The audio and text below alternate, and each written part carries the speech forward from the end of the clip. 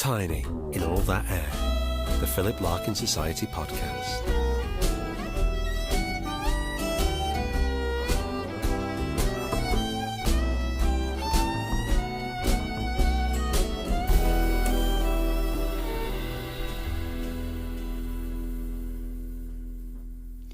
Hello, welcome to Tiny and All That Air, the Philip Larkin Society podcast.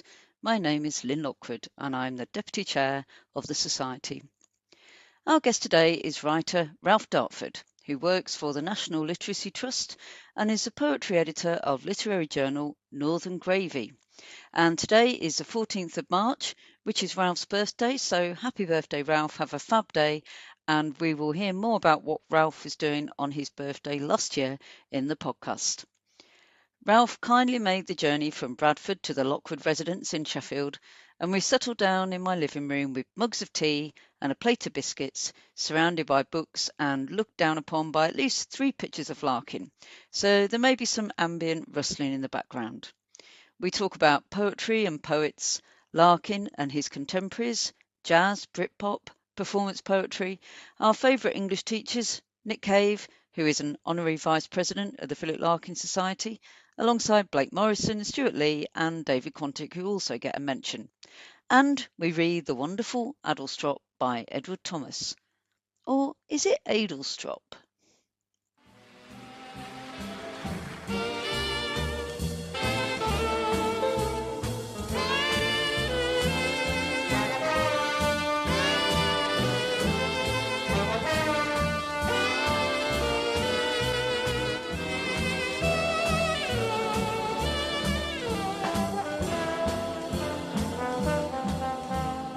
I'm Ralph Dartford.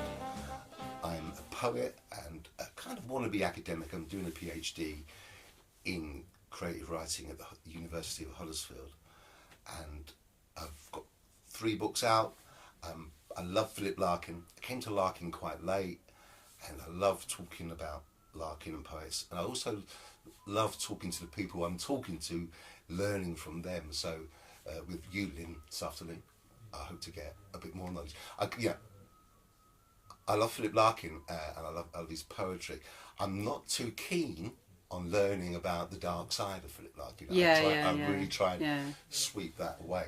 I do my PhD in creative writing at the University of Huddersfield, and my research, is my own practice, is trying to find the intersection between poetry that's on page and spoken word. There's a reason for this. I come from the spoken word background originally, and I did really well at that. I did all the big festivals, performed with all the movers and shakers, and I got really bored of it in the end. It became showbiz to me, and I didn't like that. And I always loved poetry. I was a reader before I was a performer. So I turned my back on that. I went to did a master's here at Sheffield Hallam, really concentrating on the page. And that's carried on into my PhD. And I do readings. Do I perform? I think I read these days. And my theory is, it's really controversial, and I've lost a lot of friends through it, is I believe that some writers who perform, they're very weak on the page. Incredibly early. It doesn't really stand up because they haven't read enough, or they don't know the history, the lineage, the tradition. And by turns, I think some people who write for the page, you stick them in front of a microphone and it's awful, sometimes awful. And I'm trying to find the intersection where both really, really work. And some can do it very, very well, but a lot don't really. I've been in the room with some of the greatest modern page poets. I've been lucky enough to do that through work and stuff, and I've gone, oh, that ain't working. Yeah. And then by turns I brought books by the leading exponents of spoken word, and who have been pulled by the publishers because they see these as very, very marketable. And I buy the books, and again, it for me it doesn't stand up. Yeah. And that's not me being a wannabe academic. Yeah, I am an academic. I'm doing a PhD, I suppose, but I would never term myself as an academic. But I struggle. I really, really do struggle with it. And there's a little bit of like, why are these writers getting huge advances from major publishers who are spoken, and when it comes to it, when they stand, you stand it against a Larkin, Heaney, or anyone. I think so. He doesn't stand up. Or anyone. Yeah. Just big names out. There was obvious big names out there, but many of them. Yeah. What do you think?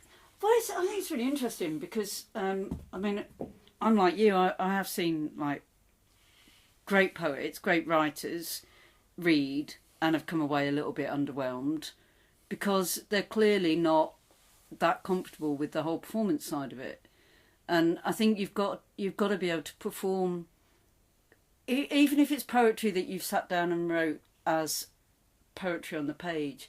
I think you've got to also be. It's a skill to actually be able to project it and perform it, and not everybody's got that, or has got that confidence to do that. I would argue. They don't have to do it. Do you know what I mean? No. They don't have to read. Well, it's market forces, I imagine. Yeah. They have to do it. I mean, Larkin famously, he didn't like it at all, and he didn't like anyone else doing it. Apparently, I always think about Larkin when he's reading it, and I've watched a lot of those film recordings. He kind of, to me, he throws the poems away. Yeah. But then again, there was a Simon Armitage did a thing a few years ago on Radio 4 where he got some. He was a Larkin. It was a series of 4 or 5 programs about Larkin, and he had one of the leading spoken word artists in the country, Joel Taylor, and she's astonishing to listen to. Yeah. She won the Elliot. She's part of my kind of thesis really, but she read a Larkin poem, I forget what, and she gave it everything. Right. And it was too much for me. It was it was overwhelming. Yeah. You could hear Simon. You could feel. Those on the radio. You could feel by Simon's that he wasn't enjoying it so much either. I feel. When I was putting together the podcast for last summer, that was the full reading of High Windows. And we had great. Yeah, it was great. Oh, thank you. Yeah. Oh, I was so very great because my friend Vicky was on there. Of course, yeah. Vicky's reading of the Explosion. And my other friend Stuart Lee was on there. Well, I was just going to talk about Stuart Lee because I caught him out for a start where I think he read Annus Mirabilis, but right. He'd originally thought he was reading something else, and I'd had to swap. I think he thought he was reading High Windows, but I'd had to swap things around, and I had emailed him and very politely asked him to read a different poem, but I think he'd not read the email. So he had to read Annus Mirabilis without much practice, which he did, and absolutely fine. And I thought, it was lovely to hear his voice. I thought it was a perfect poem for him to read, actually. As we were talking afterwards, he was saying he doesn't like that kind of actly approach to poetry reading. He, especially with Larkin, he was saying, I don't think it needs it. I think just read it clearly, let the punctuation and let the words lead you, of course, without acting it out. Yeah, so that's what I feel with Larkin. His technique, his genius of finding a rhyme where you don't see that rhyme maybe to a second or third reading. Is a stroke of, he's a stroke of genius, and his economy of words. He really does use one word instead of 2, which is my big thing about him. He's very suspicious of poetic writing. And poets, really. When did you first read Larkin, and can you remember? I remember this bit of verse at school because he had a swear word in it. Of course, And everyone was, this is cool. And my old English teacher, Mr. Sampson, who was very important in my life, I was born with dyslexia. So in my early years at school, I really had a creative imagination. I really struggled just joining it all together, and it was a real problem for me. But he spotted it, and he really sat me down and worked with me. I became a hero. Without Mr. Sampson, I wouldn't be doing what I do. I wouldn't be doing a PhD. But he brought in This Is the Verse. He brought in Of Mice and Men. And, he brought in some Ted Hughes as well. Yeah. They all bring Ted Hughes in. Yeah.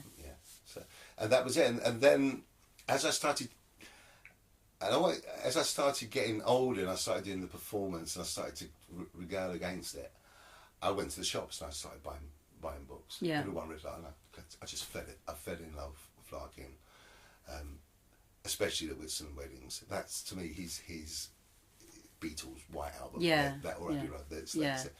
I love High Windows. I like The North Ship, and like all the stuff that's around there. Even some of the juvenile poems and the poems that were never published in book form. But the Whitsun Weddings is, to me, 32 poems. For me, it's I aspire to it as I write. I teach in the prisons, but I also teach independent. I always bring the Whitsun Weddings into, and I'm mentoring someone to look at this poem, how it works. Yeah. Read it, then read it, then reread it, then read it. Yeah. So after you'd read this Be the Verse at school, did you study any Larkin at school or anything like that? No. No. Not really, no. It didn't come till really late, till my 30s or 40s. Yeah. The blossoming of my love for Larkin and other poets. I'm still doing that now. That's the wonderment for me, you see. I come to poetry as a boy walking into a sweet shop, and I find all these things. Larkin sticks out for me because I just think he was his character, and I try to I try not to look too much into his character. I try to just read the poems, but sometimes the character, obviously, it's all about Larkin, but his technique, his slightly cynicism, and as David Quantick said last year, he's hilarious. Yeah.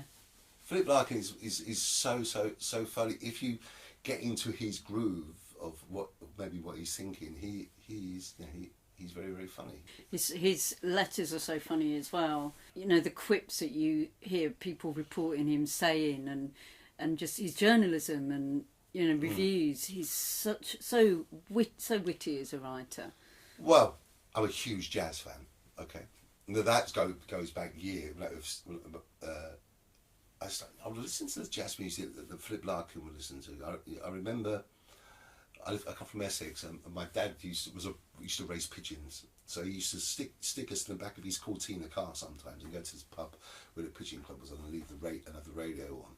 And out of the radio come with some amazing music on Radio 2. It was called, I don't know, this is jazz or jazz, I forget the name. And there would be all that amazing music from New Orleans and Duke Ellington, Count Basie, and all those big bands. I've written about it in my second collection called Hidden Music. I've written about this hearing this music, and it became really deeply, it still is deep in me, deep inside of me. And of course, when I found out that Larkin was a great jazz critic, I read some of those.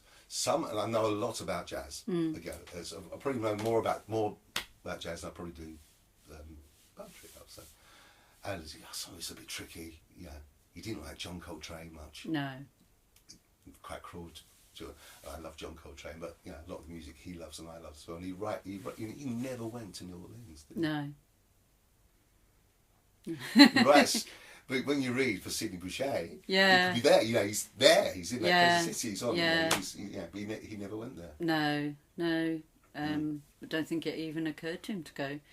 When we went to Chicago a few years ago, we found the site of one of the jazz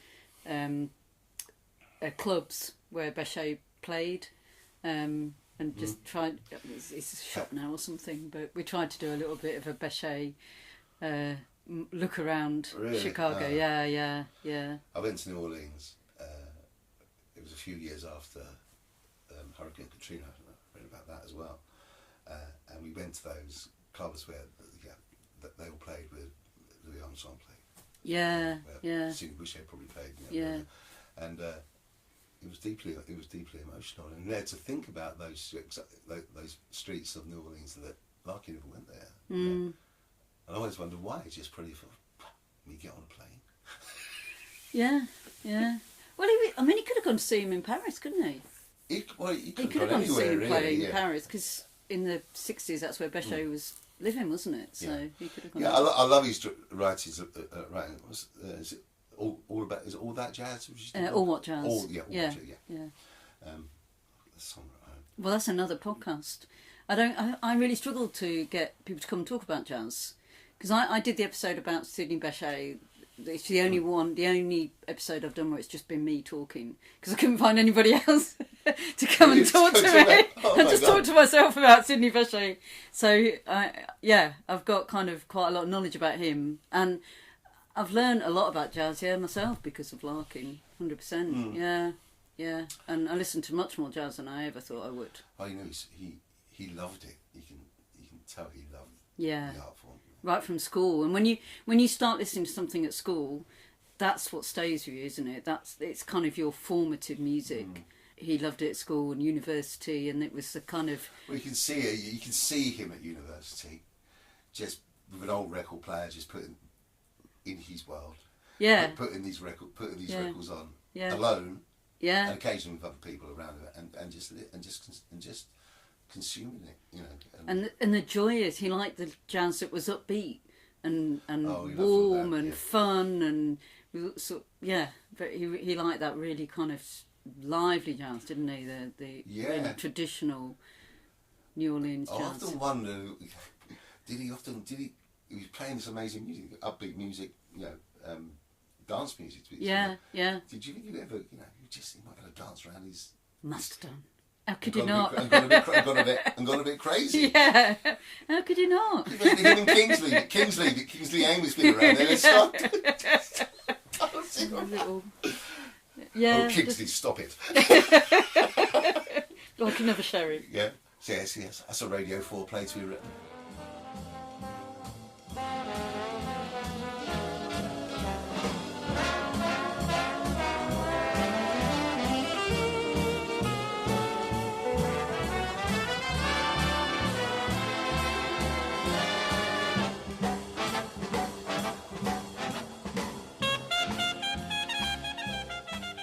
My lovely wife, Helen, who's now we weren't married at the time, and it was my 60th birthday. She said, we got married a couple of months later. She said, "What do you want to do for your 60th birthday, Ralph? We can go. Do you want to go? We can go to Paris, or we can go here. We can go there." I went, "Helen, I'd like to go to the Philip Larkin conference at university." She went, "What?" I said, "Yeah." I said, "Yeah." Well, so she booked a lovely little house in the middle of Hull. And it was amazing coming along to that. Oh. Because my friend Vicky Foster's colours, I think she was doing some work for you. She did the education day with us the day before. And also, my other friend David Quantick was the keynote speaker. I've known David for a little while. Firstly, because I used to read all these articles when he wrote for the Music Press. Yeah. It was hilarious. It was funny. It was so good. Yeah. It's a big... He's a bit of a deep dive when it comes to Larkin, you know. He likes all the Brunette Coleman stuff, and he's just really good, and he likes obviously the humour in Larkin as well, and the pathos. And I always kind of see with David Quantick, you know, looking for the humanity underneath that kind of spikiness and the humour. There's that humanity, and I think that's what you get in like David Quantick's writing himself, you know. He spoke about the mower, didn't he? He has spoken to me about the mower before. Yeah. And Vicky Foster, she's been with me for years. She like me, very similar kind of path really. She was on that spoken word scene performance. Yeah. I used to run workshops, performance, and she came to one of our workshops, and she was obviously very, very gifted as a writer. She used to do a master's. Yeah, so Vicky and I go back years, and we still do a bit of work together. She works with me in the prisons occasionally. Which is very brave thing for her to do, considering her backstory. But she kind of brings me on to the Whitsun weddings a little bit. Because now we're talking about East Yorkshire and that part of the world, the Wolds and Hull.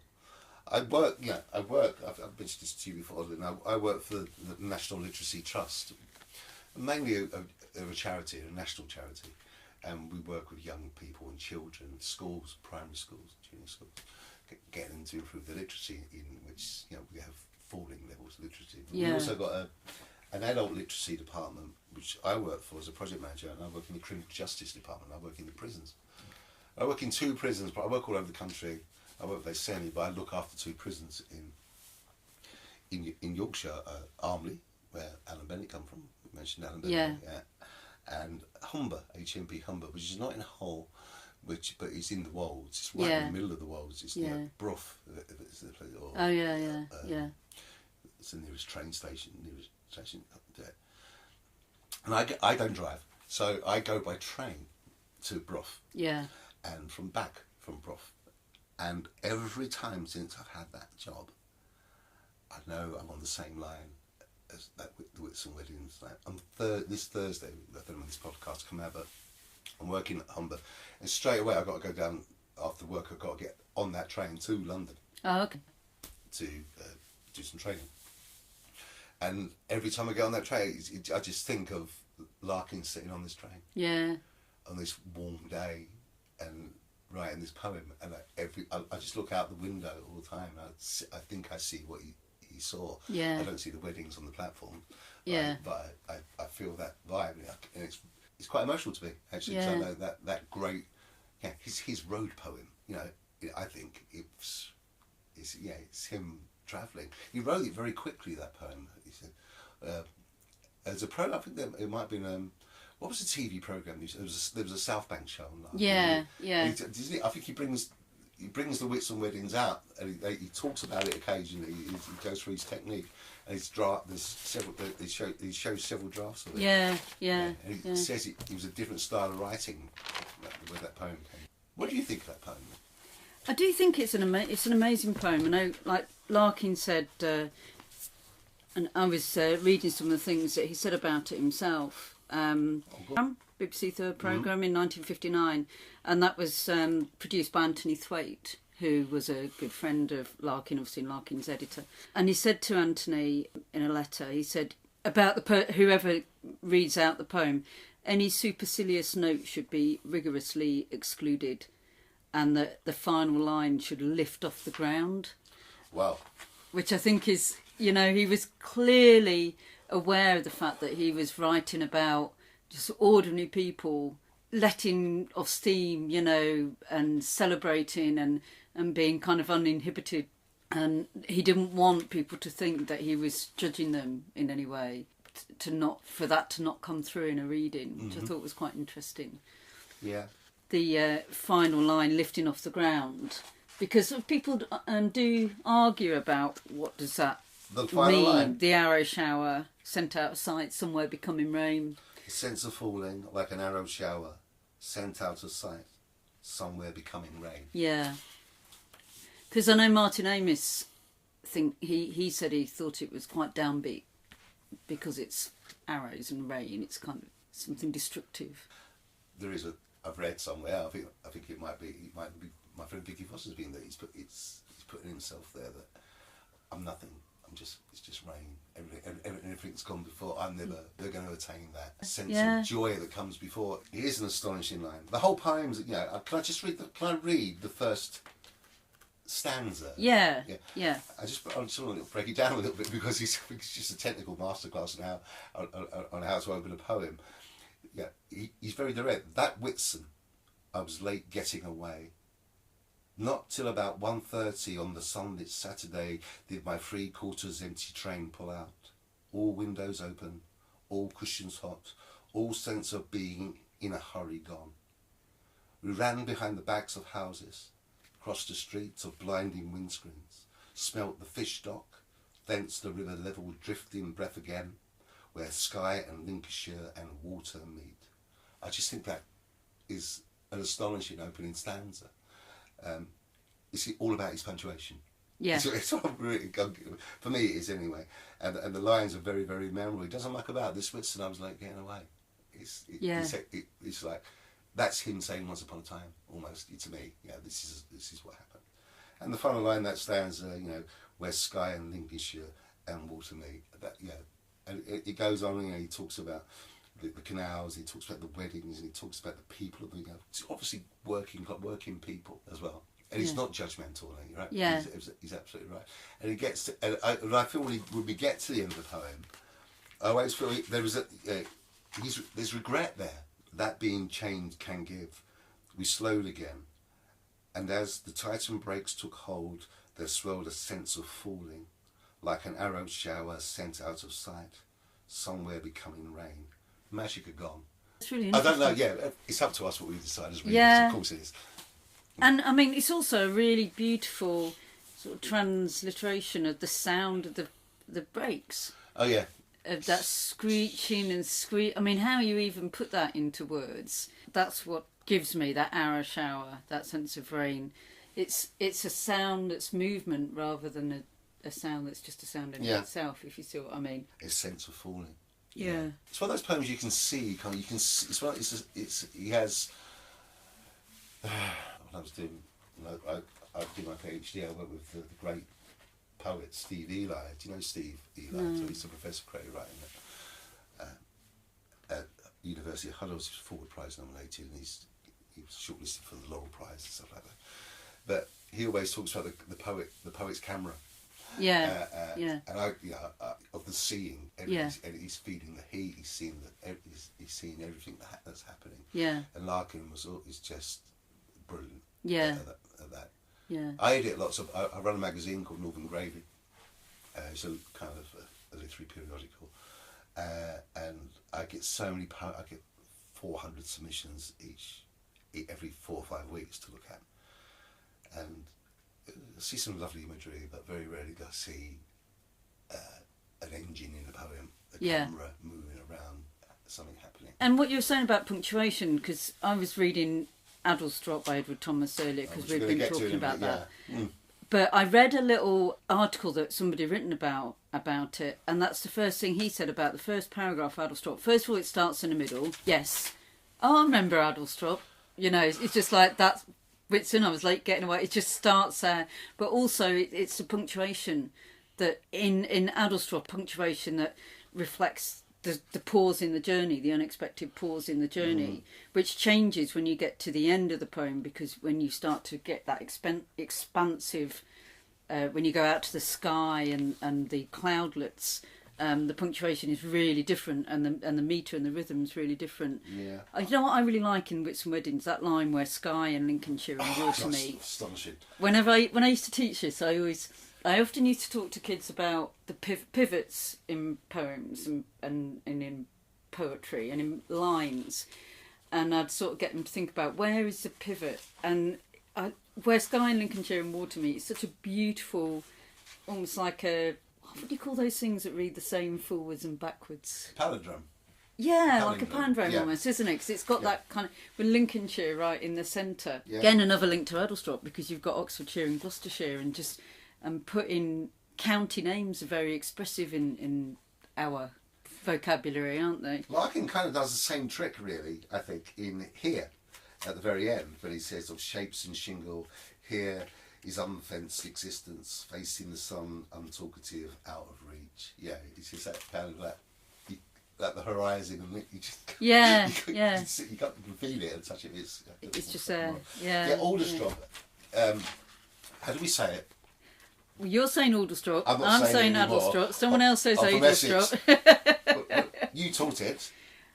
I've always said Adlestrop, and I'm sure that's how I also had an English teacher who meant a lot to me, Mr. Cochrane, and I remember doing this with Mr. Cochrane. I'm sure he said Adlestrop as well, but... Is he still around? No, sadly not. If the ghost of Mr. Cochrane walked in, or Mr. Sampson, you would say Mr. Cochrane, wouldn't you? Yeah. And I'd say, hello, Mr. Sampson. And it could be, never know what his first name, it could be Dave, I don't know, but it'd always be Mr. Sampson. Always Mr. Cochrane, and I know he was Peter, and one of my classmates did manage to end up calling him Peter as we got older, but he actually went on to complete his doctorate and left teaching and completed his doctorate, so he was actually Dr. Cochrane, but I couldn't even bring myself to call him Dr. Cochrane. No. He was just Mr. Cochrane to me, and I think he was quite happy to be Mr. Cochrane. My current book, House Anthems, is a lot about... I lost my brother a few years ago, and my brother was an absolute rebel, but he loved Kes. He was always banned from school, being kind of like, what's the word when they kick kids out? Excluded or whatever. Oh. Yeah, but he loved Kes so much, he was excluded, but he'd break into school to listen to Kes because he loved it so much. He thought he was the lad. Yeah. The lad in Kes. It's amazing how, and I only found out that by my brother's English teacher. He contacted me when I was brother, and I said, there's lots of things that your brother wasn't very bright. He was one of the brightest boys I've ever taught. He knew things I never knew about life. He was a journeyman. He told me that story about him breaking back into school to kids. Yeah. And that's the power of words and literature. I could see that. I could see kids doing that. And when young, especially young men, young lads at school, they're very vulnerable, and they really crave like emotional connections with people, I think, at times. And if you can get that from a book like Kes or something, it makes people feel like they've been recognised. I think that's one of the things we try to do when we work with in the National Literacy Trust, we work with lots of young men. I work with young men, not all young men, in the prisons, and we take in poets. We take in me. I deliver, but we take in storytellers. We take in rappers, and we get them to enjoy it for a couple of hours. Just the idea of reading and writing and stories. They love it, really. You never find out what happens to these people when they leave. But saying that, I did get an Instagram message a couple of weeks ago from this lad who was in Humber Prison saying, I just remember you coming in and teaching us, and I remember you said something about Arthur Scargill's dad. Now, Arthur Scargill has this quote, which is a quote about what his dad said to him. You know, I'm paraphrasing. I should know it by heart. But my dad taught me to read a word every single day from the dictionary. You can't underestimate how words control your life. Will be your destiny. I'm paraphrasing now, which I can remember. It's a brilliant quote, and I've used it recently in a new piece of work. But that's why we try to instill. But he wrote to me saying, "Thank you so much for that," and I'm trying to find work. I just want to know that your lesson meant something to me, and I thought, I don't talk about my job too much, but we turn one person's head in prison. Then we've done. We're doing something. Right? Alderstrop then. Alderstrop. Yeah, sorry. Rabbit holes. So much to talk about. I know. Well, this would be difficult, but I'm having such a time. Alderstrop and Whitsun weddings, they go really well together, don't they? Well, I always... there's a thing I really believe in, and I forgot the name. I'm terrible with names. Chris Jones, who taught me poetry. Do you know Chris Jones? Oh, yeah. He taught me at Hallam as well. Yeah. He was my poetry teacher. Yeah, I did some workshops with him years and years ago. It's really good. Like he's on Longbarrow Press. Poetry of the River and Poetry of Sheffield and all that stuff. Yeah. Anyway, this is Alderstrop. How are we saying it? Adelstrop. Adelstrop was the first poem we read on the poetry module. I was quite up to speed before then. I was a slightly older student, so I kind of knew this poem. And we read it, and he went, "What does anyone think this is about?" And I said, "I think it's." Also, I knew about the relationship with Robert Frost. Yeah. Just knew that anyway. But I always thought this was about war, or the coming of war, or the ending of war. It certainly had that at the time. It was written in 1917, and I just think it's that moment of what are we as a country, as England, when we have a moment of when we can be reflective and still. And he uses the device he uses is the poem is the train stopping and the world around it. Can I read it out for you? Yeah, please. I hope I do it with justice. Alderstrop. Yes, I remember Alderstrop, the name, because one afternoon of heat the express train drew up there, unwontedly. It was late June. The steam hissed, someone cleared his throat, no one left and no one came. On the bare platform what I saw was Alderstrop, only the name. And willows, willow herb and grass, and meadow sweets in the haycocks dry, no whit less still and lonely fair than the high cloudlets in the sky. And for that minute a blackbird sang close by, and round him mistier, farther and farther all the birds of Oxfordshire and Gloucestershire. Wow. Oh, it's so beautiful. Yeah, and I often go back to what Chris Jones spoke to me about was that poets and poems are in conversation with each other, whether they know it or not know it. Yeah, of course. Yeah. And I'm sure Philip knew Yeah, very he much. did. Yeah, You may have something on that. Have you got something there? Yeah, well, he put it in his Oxford Book of 20th Century English Verse. Actually, so he did put some Edward Thomas. He put 4 or 5 poems in there. It's quite a controversial collection. Yeah, it is, isn't it? Yeah, he put the whole of the Wasteland in there. That's right. Which I love the Wasteland. That's another poem that Mr. Cochrane gave me that changed my life. Yeah, it was very difficult. Well, he was never going to win, was he? Whatever selection he made, How do you win? You know, it's a really difficult task. But yeah, he did put some in, and I think in one of his letters he did say that I think he was sort of aware of this being an influence on him. This poem, right? Okay. In Cut Grass, which has. Well, it's like High Windows as well, you know, in the Larkin poems that end looking up into the sky, looking up into the blue, the deep blue air, which I think is beautiful. And I've been talking to the last podcast guest, David Bicefield, is an American poet.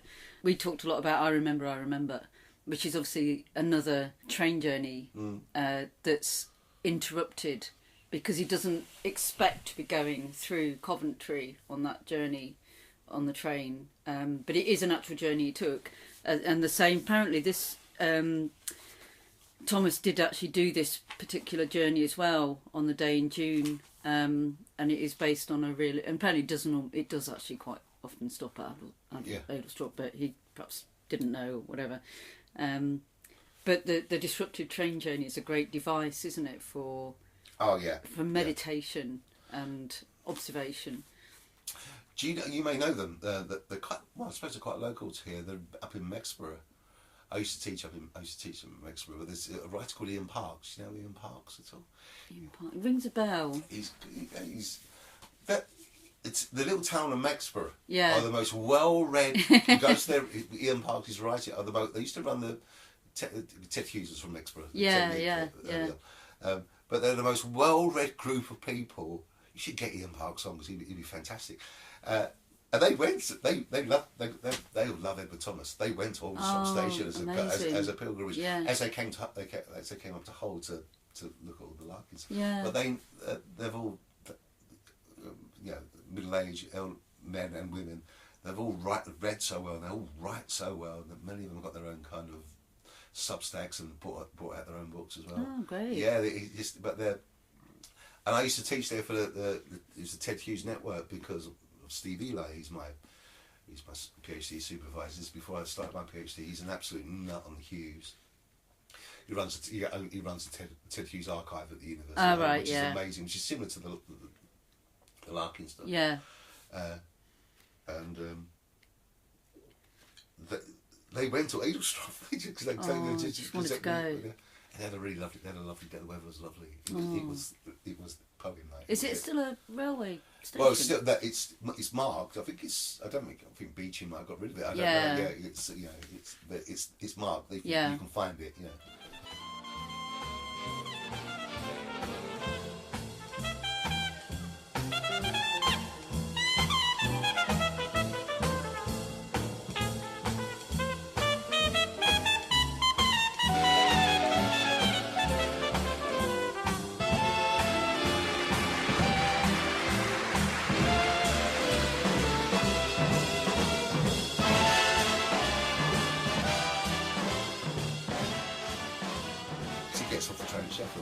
In Dockery and Sonny gets off train in Sheffield. It does. And ate an awful pie and walked along the platform to its end to see the range joining and parting lights reflects a strong, unhindered moon.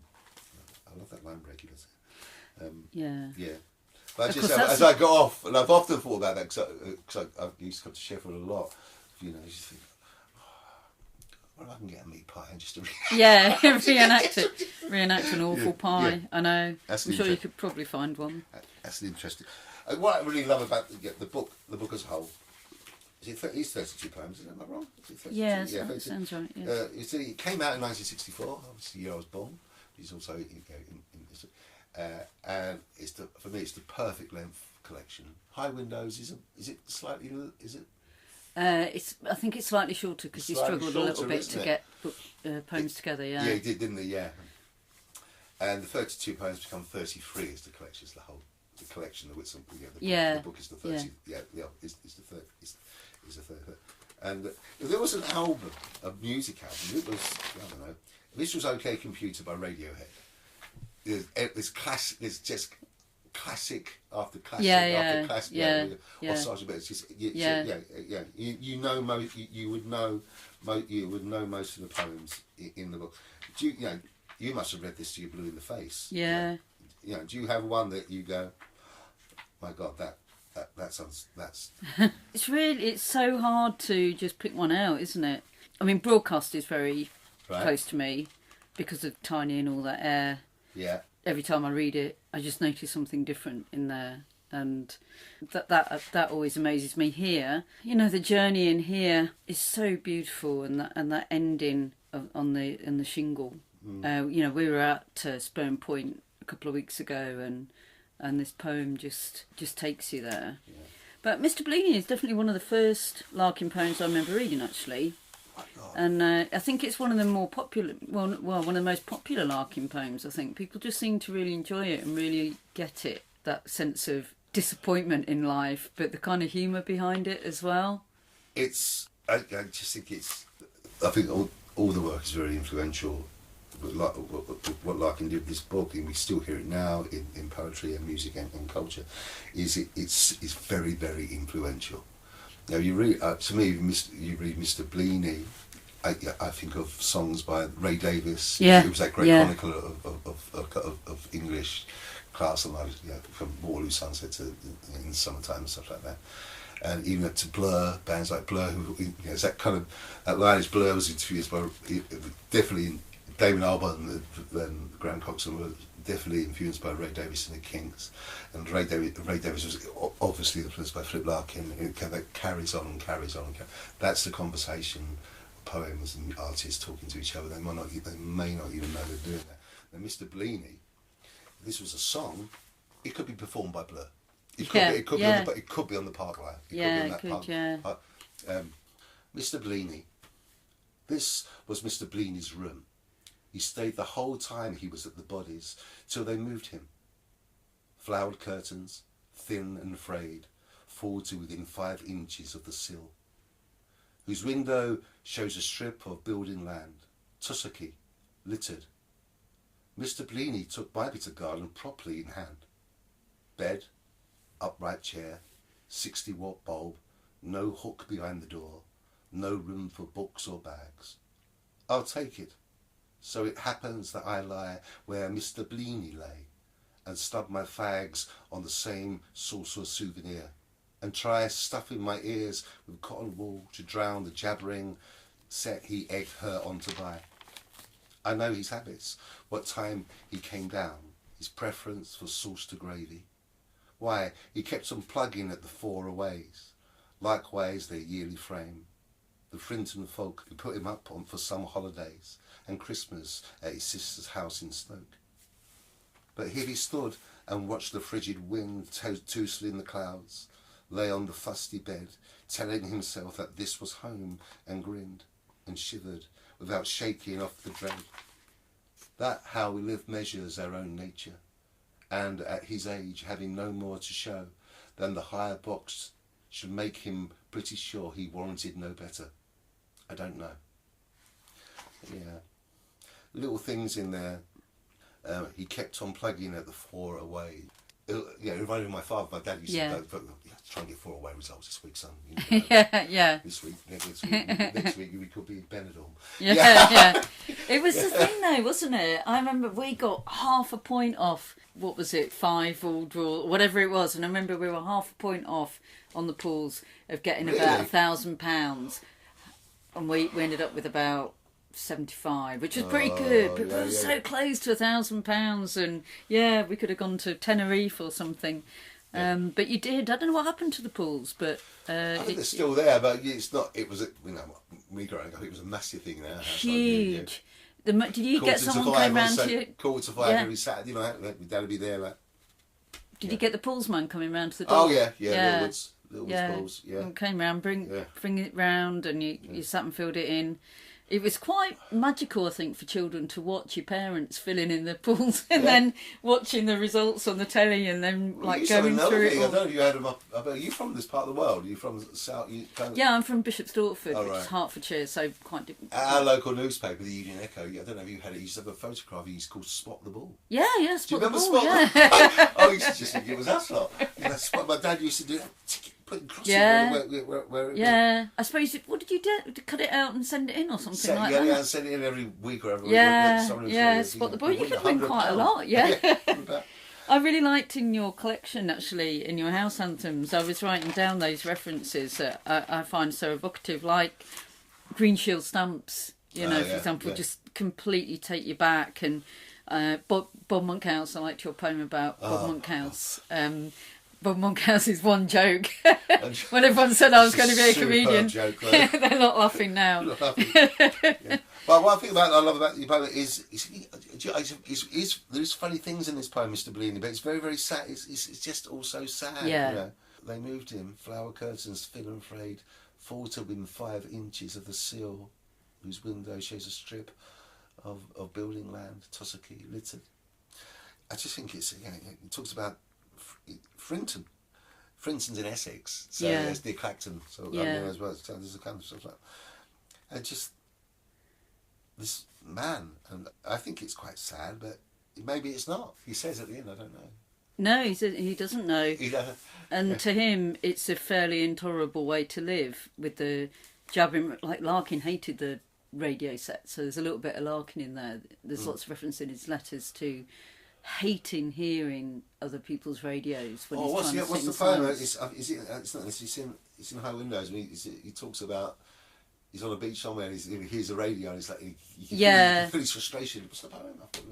He can hear the transistors into the sea, I think. Yeah, he's very aware of it. Yeah. He really didn't like them at all, and he does use the word jabbering. The jabbering says, I know. People talk about this poem being based on the house that he lived in. Well, he said in his letters it was inspired by the house that he lived in Hull when he first came to Hull. Outlands Road in Cottingham. He identifies as being Mr. Bleaney's room, just a little, quite a nice little suburban semi, really. But wow, which is Bleaney's room? We've top up there, haven't we? Yeah. Sorry. Of Radioland, you can't see it. It's the top floor. I know. That's quite a nice little house, though. It's a nice little house, yeah. But clearly didn't. Nice citron in the front. Yeah.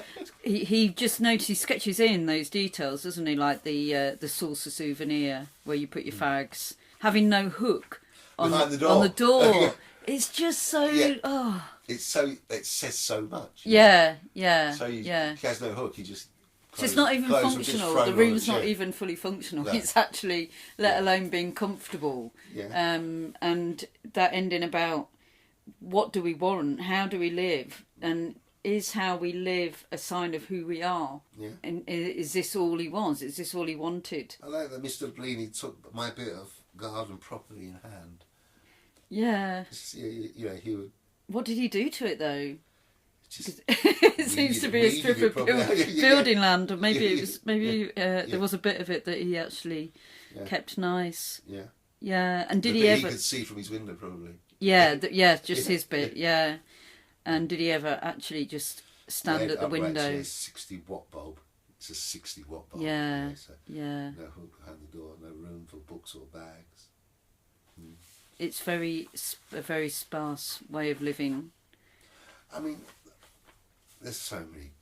Just the poem. I mean, just the poems in it are just again, the MCMXIV. The kind of like the outbreak of war. That first line. Those long uneven lines standing as patiently as if they were stretched outside the Oval or Villa Park. The crowds of hats, the sun on moustache, archaic faces, grinning as it were all an August bank holiday lark. Yeah. The thing, I read Bleaney there. He was astonishingly clever at rhymes and where he put those rhymes. Yeah. And as I said before, you don't see him. You don't see him coming sometimes. Even now, I don't see. And that's why he loved it. He loved it on the page, and you don't. Though the poems rhyme, when you read them out, you don't necessarily put that rhyming kind of rhythm in the reader's voice. I think so that was so brilliantly about him. That's why he loved them on the page. He's probably said that somewhere. I don't know that about his rhyming, that he wanted them not to be hidden. That it's not easy. I love rhyme. Actually, all for rhyme. Sir John Betjeman was a superb rhymer. Yeah. And there's modern poets, performance poets. Johnny Clark rhymes. Johnny Cooper Clark rhymes. Yeah. My friend John Hegley rhymes all Yeah. the time. I think rhyme, has its place. Of course. It's really still very unfashionable. It's very unfashionable to say that, isn't it? Yeah. But then in English you can use those sort of half rhymes. I think it's like Simon Armitage is really good at those of half rhymes. Caroline Duffy. I think there's quite a lot in those kind of modern idiom of poetry where half rhymes work really well, especially in English, because if you can do that, I mean, obviously Larkin did as well, and then you open your vocabulary up, don't you? Because English is a strange language. It doesn't naturally give itself to rhymes and in a way that, say, something like Italian might, where you've got those like word endings that are so frequent. We don't have that in English. I think I rhyme more in this collection, more so in my previous collections, which is quite strange, really. But do you find the rhyme inspires you to use words that you wouldn't have used otherwise? Do you find it gives you, or does it? You can't be obvious though. It's that's the thing I've always. It has to make sense. It has to have a reason to be there. Every word I think has.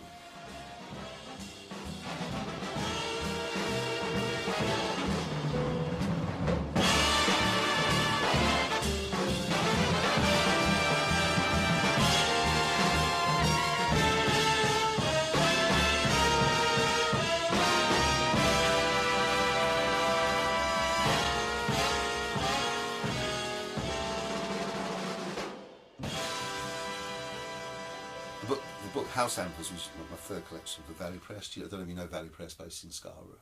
Yeah, done very well. They published Helen Moore. They published all sorts. Slightly unheralded. And Jamie McGarry, who runs it, is fiercely independent. He's so fiercely independent. He won't be part of those. He won't be part of the independent kind of. Yeah. He's even independent of that. Yeah. But he's been there for 20 odd years in Scarborough, producing really beautiful looking books, really. Yeah. And it's had a few successes, especially the writer Michael Stewart. I don't know if you know Michael Stewart. He's been made redundant at University of Huddersfield. I think the same way as James Underwood, I think. But he's done some really great books there. He won Not the Booker Not the Booker Prize was.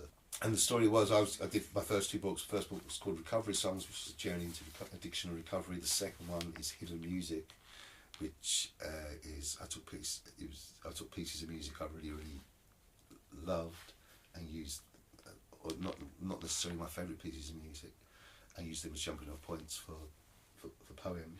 The second collection is very influenced by Larkin. Who was the guy at last year's conference who wrote a Larkin-esque poem? He done one of the keynote speakers. Blake Morrison. Blake. Yeah. He spoke about trying to. I suppose that I'm very fond of that second collection. There's a lot of Larkin in there, and I use pieces of music as jumping off point. Anything from a Tom Waits song. Yeah. Because you've got in House Anthems, you've got the music on the bottom. As well. Yeah. Because when I went on, and you said at the end of the book, it says there's the Spotify playlist, which I thought would be the songs, but it's actually the actual book with the music. There is that as well. There is a playlist as well. Got the playlist as well. I'll send that on. The songs as well. It's great. I'll just talk about Philip Larkin because we suppose we have to talk a little bit about the feelings around Philip Larkin from a certain amount of people about he was this, he was that, he was awful to women, he was racist, he was misogynist, he was. I found myself, because I am a huge poet for the poetry. I just found myself becoming slightly unpopular because of my love of Philip Larkin from some people, especially in the arena, especially from the spoken worders. There's a little bit I feel slightly uncomfortable around that. Really? Because, I won't. And I try not to think. I love the poetry. So, I was working at Bradford Literature Festival a few years ago, and there was this Sunday morning debate about what is acceptable and what is not acceptable about and people's in art and poetry. A poet friend of mine, I will say his name, he's a friend of mine, Anthony Alexagaru, he's a mate of mine, and he got up there and was really, really hard on Larkin. I cannot read him. I cannot even, because of this. And we did have an argument afterwards. I was just like, God, you're playing to the crowd there yourself. Right, yeah. Well, talk about Nick Cave. I don't know, you read his Red Hand Files from a couple of weeks ago. So when he was on Desert Island Discs... That was great, wasn't it? Yeah, it was great. And he picked a Kanye West song as his favourite, as his, number one, Carry Me Off the Island, Kanye West song. And someone had written to him and said, especially... very recently, all the very controversial and discussing things that Kanye West is saying and doing and everything else. How can you love Kanye West? I'm really disappointed with you that you picked this person. And Nick Cave said, "Well, I know some people say separate the art from the artist," and he said, I don't agree with that. I don't believe in that at all." And he said, "Yeah, Kanye West does things that I don't agree with, that I find repellent and unpleasant and everything else." But he said the thing is though, and you may not, but I personally might not see this in Kanye West, writers who have that whatever unpleasant side to themselves, what Nick Cave's argument is, you transfigure it into beautiful poetry. It's created, and we're all flawed people anyway. None of us are angels. We all say things, certainly in our own personal, private lives, which is where Larkin was, came out with these views. They were in private letters. But I liked Nick Cave's idea of just saying, yeah, you can be a very damaged and difficult human being who does terrible things, but you can take those terrible things are part of what produces your beautiful writing. Yeah. And I thought, I thought he articulated that in a way I'd not heard before. I think a lot of times people talk about just separate the art from the artist with Larkin. Don't worry, it was just a couple of letters to Kingsley Amis or Monica or whatever. But people take it terribly seriously. It kind of started out. I did a radio programme in York. Do you know they tore down the statues? Yes, yeah. There was all that statue stuff. I went on this show and I was talking about poetry and stuff like that. I had a book to pump at the time. And it was the poet Miles Salter, but he was interviewing me, and I was like, "You pulling down these statues?" And said, just by definition, you've all got to pull down the Larkin one, haven't you? Yeah. And it started this thing like they believed that I was advocating for it to be pulled down. Right. I was saying it, and kind of was an ironical. Yeah. People going, yeah. I was like, no, you can't do that. People have certainly said we should. Maybe we should. I put my scarf round him when I'm there. Let me photograph it. Did you? Loads of photographs. The arm round him. That's great. John Betjeman at St Pancras. Oh, I love going to see John Betjeman at St Pancras. That's a great statue. Yeah. Yeah. Okay. We must be. Well, can we finish? What are you reading? Which one do you want to read? Well, there's a reason I want to read this. I'm going back to the Whitsun Weddings, the poem. This poem called Geese. It's on page 46. The piece of music that was I chose was a piece of music called Hang Clowns by Sue Verran and Dame Evelyn Glennie. I just talked about that. This is a strange kind of marriage. I didn't quite understand this until I found out about this piece of music. When I used to live in London, I did some poetry readings, and a place called the Green Note Cafe in Camden. Have you been there? No. It's a beautiful vegetarian cafe to do music. I used to do occasional Saturday afternoons just doing poetry and the musicians. And one Saturday, this amazing guitarist called Sue Verran turned up and played guitar and sang these kind of folky songs. And she was lovely. And I remember her. I thought she was really, really great. We're still friends on social media, and she should be more successful than she is, which was interesting. And but also in one of the prisons last year, there's a women's prison in just outside York called Askren Grange, which is an open prison. My colleague took the artist Dame Evelyn Glennie. You know Dame Evelyn Glennie? Yeah. Deaf? Yes, a percussionist. Percussionist. Yeah. She went in to do percussionist with the guy, and she was astonishing how she got these young women to bang things and make these noise. This range of it was sonically beautiful thing in the church, particularly the church on the prison estate. It was amazing, and they'd worked together. So I just found out kind of at the time. And this poem called Geese is going back to the Whitsun weddings. It's set on Brough Station on a Friday. It was set on the morning when Hamas walked into the Israeli conflict, the current conflict started, and I had to get a taxi from Brough Station to the prison a lot of the time, so I don't drive. It's only like 10 minutes away, so I have to wait for a taxi sometimes. And I had my radio on, and I was listening to this horror that was happening, and I was like, my God! And I looked up in the sky, and the geese were migrating. And I don't know, you see geese. They're kind of like in angles and stuff like that. Yeah. And the geese look like the Palestinian. Look like the Palestinian flag. Yeah. And I remember that day. That day was kind of a part of a shifting of the axis of where we are in the world. Yeah. And I kind of wrote this poem. It's called Geese, and it's set just on the platform at Brough Station, where obviously the train would have stopped on the Whitsun weddings. Geese. Across an England October zig sky they come, stretched at angles as if to resemble flags dragged. The geese are migrating. Rain falls and I shake from news of other migrates panicking south. A red, green and white land blackened. Their lives waited to hell or heaven. And I wrote this quite early after that day. I like that, and I liked your poem about Gareth Southgate. Oh, Gareth. Yeah, that's an interesting one. Do you like football?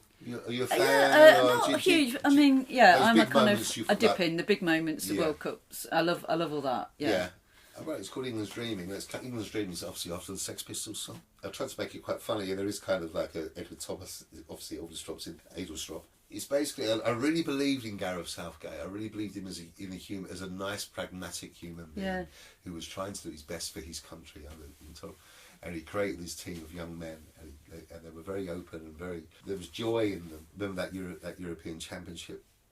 We got got to the final at Wembley, and it was so fantastic, the journey. And then they got to the final and they played Italy, and it was 1-1. It went to penalties. I still think he did the right thing. He wanted to make a statement by having the 3 black players take the penalties. Oh yeah, that's right. And they missed. Yeah. And what happened afterwards was horror. Yeah. The racism.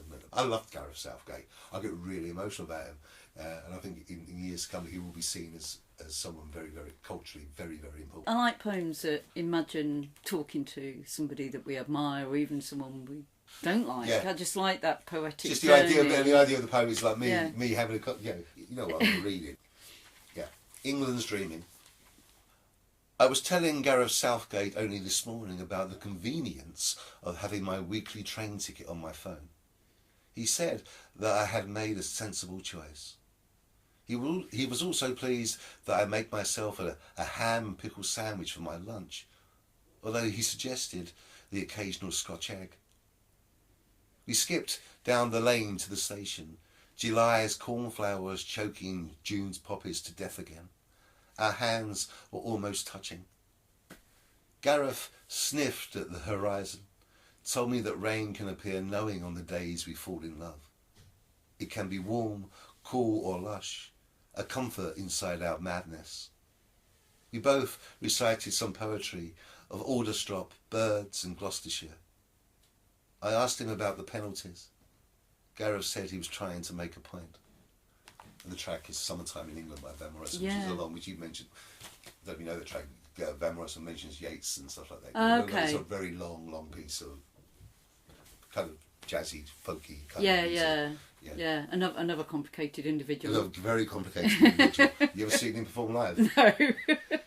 I've seen him in brilliance, and I've seen him just turn his back on the audience. Rubbish. No, I thought that was really lovely, and a nice tribute to Edelstrop and Gareth.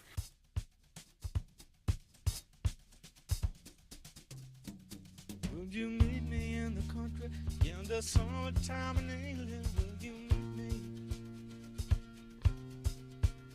Will you meet me in the country in the summertime in England? Will you meet me?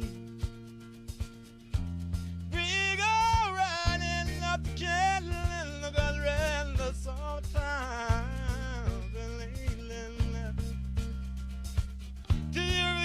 Did you ever hear about Wadsworth and Coleridge, baby? Did you ever hear about Wadsworth and Coleridge? They were smoking up and killing up.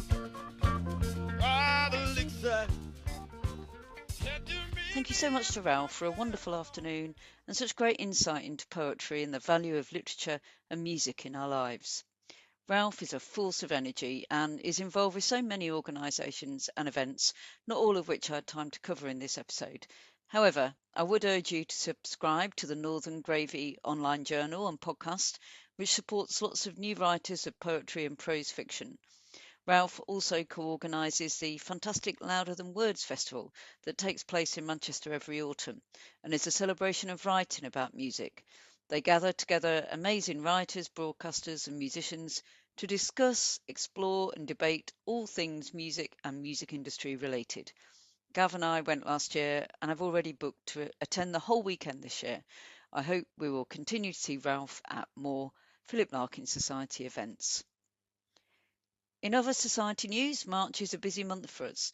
We have an event at St Ninian and St Andrew's United Reformed Church in Hull on Friday 21st of March at 7 o'clock to celebrate World Poetry Day, presented by writer and broadcaster Stuart Henderson, who will be celebrating 70 years since the publication of The Less Deceived. On the following day, the Society is leading a walk around central Leicester, taking in many places that were significant to Philip Larkin and his partner Monica Jones from their time in the city where they met. There is also a free public lecture at 4 o'clock by Professor Kelvin Everest entitled My Friend Monica, which is open to all. The walk is all booked up now, but there are still places available for the Friday night event in Hull and Kelvin Everest talk. I'll put the details in the show notes. I'll be part of the team hosting a Meet the Members Zoom on the evening of April the 17th. This is a PLS members only event where we spend a convivial hour online catching up with each other and sharing Larkin news and thoughts. If you're a member, you'll be getting details nearer the time. If you're not a member, then it's a good reason to join. We run them 2 or 3 times a year and they bring together members from across the UK and around the world. This podcast was produced by me, Lynn Lockwood and Gavin Hogg, and the music was The Horns of the Morning by the Mechanicals Band. If you have any questions, comments or ideas for future topics, then please, as ever, do get in touch.